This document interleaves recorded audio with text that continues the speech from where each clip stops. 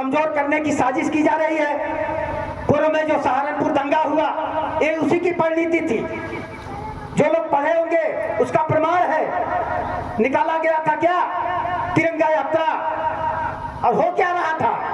उसी पर हमने 2 पंक्तियां लिखा था कि राष्ट्रीयता के साथ में कैसा अत्याचार और नाम तिरंगा यात्रा और भगवा की जाएगा। हो गया दंगा, तब तो दंगा होगा भाई। जैसे लोग कहते हैं ना कि मुंह में कुछ और है और बगल में छुरी है, तो इस छुरी को समझने और समझाने की जरूरत है। हम सभी साथियों को समझने और समझाने की जरूरत है साथियों। इसलिए हमारे पूर्व राष्ट्रपति मरहूम एपीजे अब्दुल कलाम ने लाल किले के प्राचीर से अपने संबोधन में एक बात कहा था।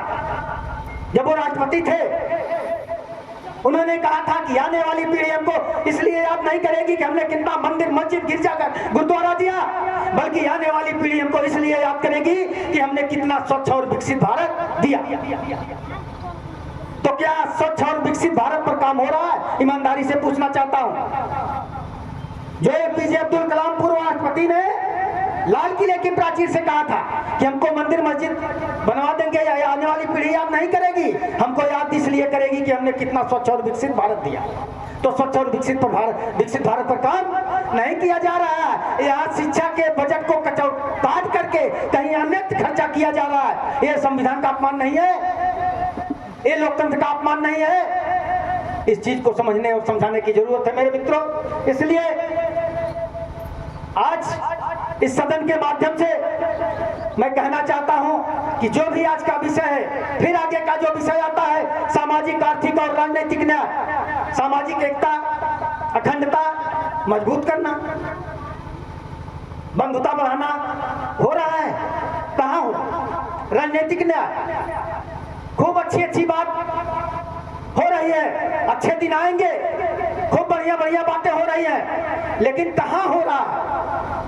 सवाल खड़ा होता है मेरे मित्रों कि अगर बैलेट बॉक्स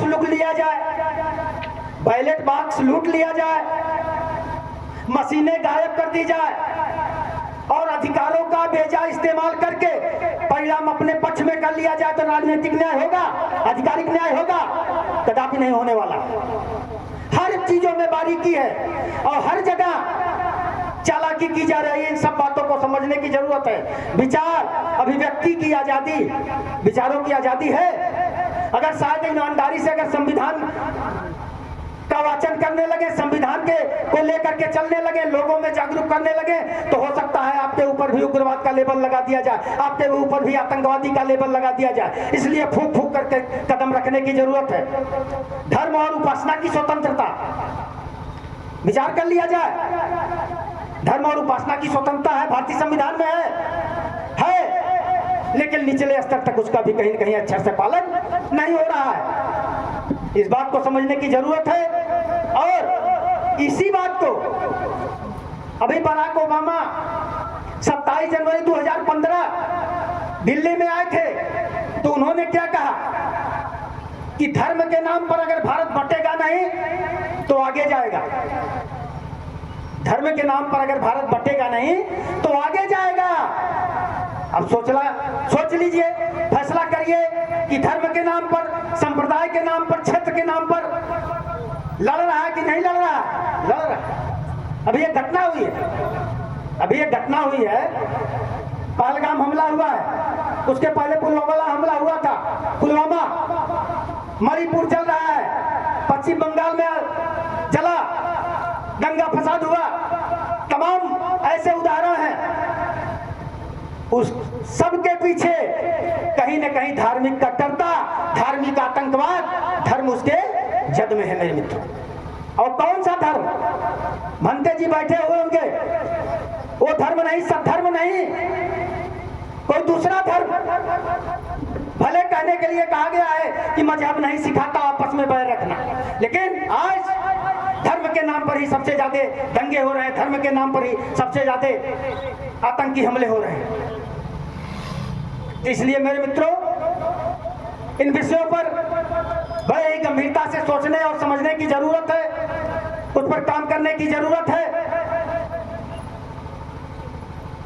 धर्म नहीं, बल्कि वो धर्म जो समान रूप से सबके ऊपर लागू हो, सर्वधर्म संभाव, एक दृष्टि हो, पुत्रवत व्यवहार हो, सारी प्रजा मेरी संतान हो, ऐसा व्यवहार। कहां ऐसा कुछ हो रहा?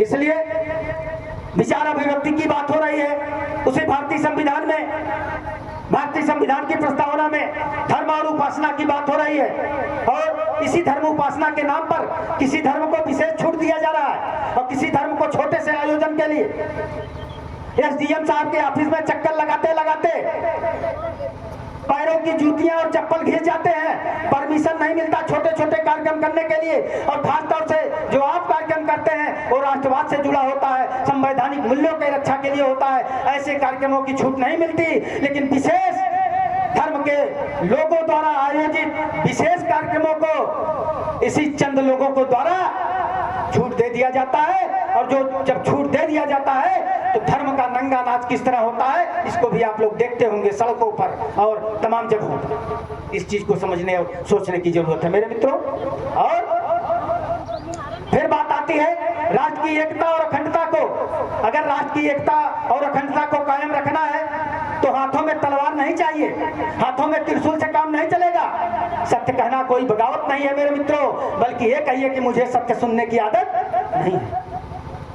अगर भारत को मौजूद स्वावलंबी राज्य की एकता और अखंडता को मजबूत बनाना है तो तलवार और त्रिशूल से मजबूत नहीं होने वाला है, बल्कि हाथों में कलम दीजिए, हाथों में साहित्य दीजिए और हाथों में विकसित भारत की एक परिकल्पना पेश करिए। हो सकता है तब कुछ सुधार हो, लेकिन